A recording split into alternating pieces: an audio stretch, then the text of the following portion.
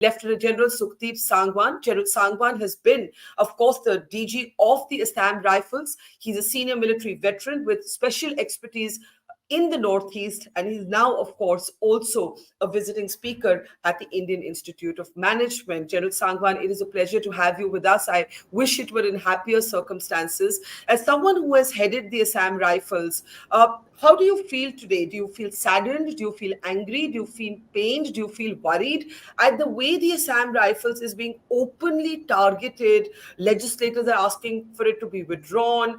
There are certain groups, ethnic groups, that are accusing it of bias. In all my years, I've never quite seen the army, and remember, the Assam Rifles does operate under direct operational control of the army, targeted in this manner. How do you feel, General Sangwan, about the situation? Baka, firstly, at the outset, let me thank you. It's customary for calling me over on a show which is anchored by you, somebody who Thank we had revered as a excellent thank you, sir. anchor as well as a journalist. Now, Thank you, sir. coming to Manipur, uh, why only Assam Rifles and Army? I would say somebody like me who has spent most part of his career and life in Northeast, it is painful to see the whole of Northeast and particularly Manipur burning for the last 4.5, 5 months. You see, it's time to carefully tread for all of us into this tangled situation of Manipur. Manipur, unfortunately, today also in rest of the country is being seen through the prism of insurgency. Uh, I would like to urge people to forget. Manipur has traveled miles and miles away from insurgency. They have actually now gone into the traditional richness of the Northeast culture.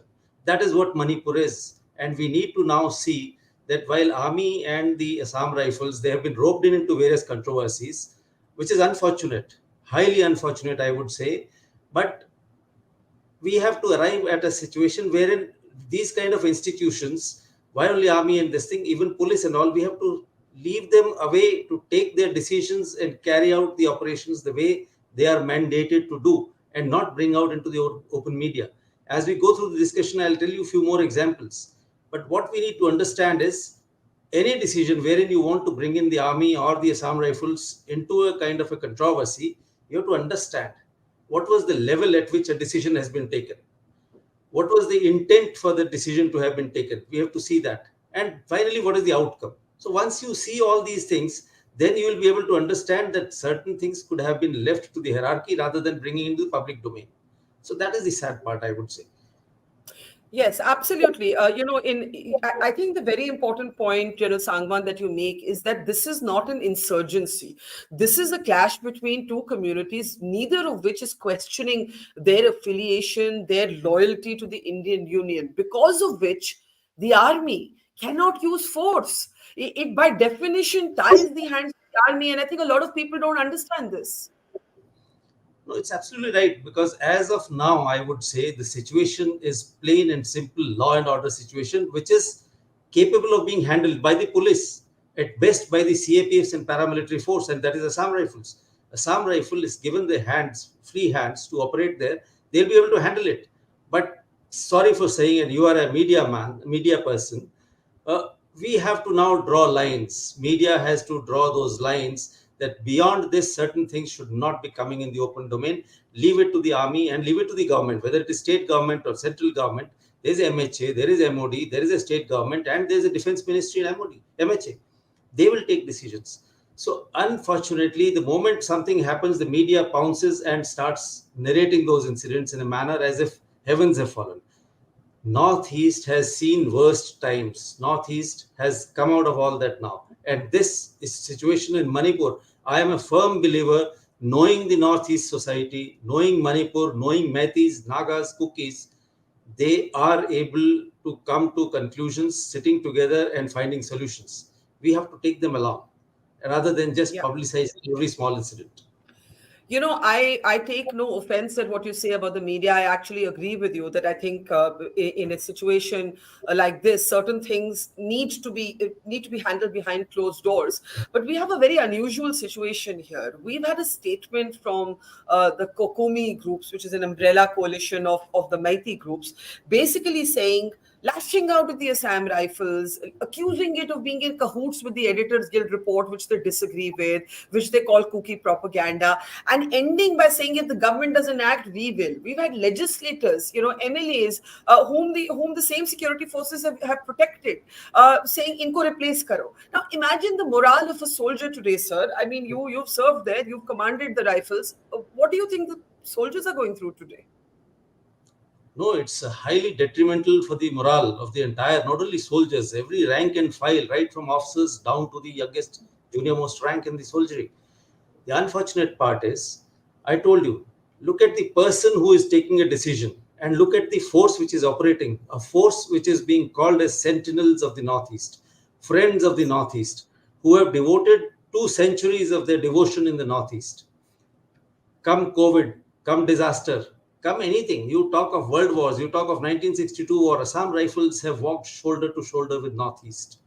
They cannot. They have people from Naga community, they have people from Kuki community, they have people from Maitis, they have people from all kind of community, and they live together. They operate there. They can't survive within the unit if they have this kind of animosity.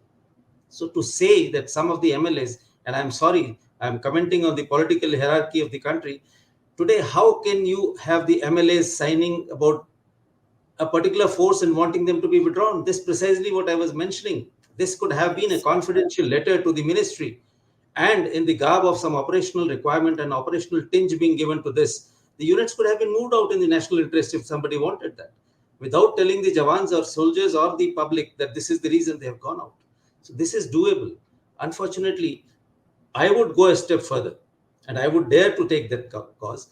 Where is that accountability, Barkha? If these are the people who have signed a letter against the Indian Army or the Assam Rifles, these are also the representatives of the locals. Why could not they sense the pulse of the locals when this was brewing? Why couldn't they come ahead and said this is the likelihood of kind of a outrage that will come out? They should be the first ones to have informed the politicians and the government. Unfortunately, that has not happened. In fact, I won't name him, but I was speaking with another senior army officer, and he said he was so angry when he saw this statement, General Sangwan, by the legislators. He said, we have protected the lives of these very lawmakers today who are criticizing us. Even when this started, the number of people who were saved by Assam Rifles, safe corridors were provided to either of the communities. There was no bias anywhere by any of the forces, Assam Rifles or army, anywhere. And yet, if this kind of an allegation comes, that means there's something more which is driving this kind of allegation. It is not pure, simple kind of a episode-related reporting. There's something more which has to be seen, and which definitely is not in the interest, in the national interest, because it is not only within the borders. These kind of things and planted news are from across the borders. Who better than, people who served there in the Northeast would understand that our adversaries are waiting to pounce at such opportunities. And we are giving them this on the platter.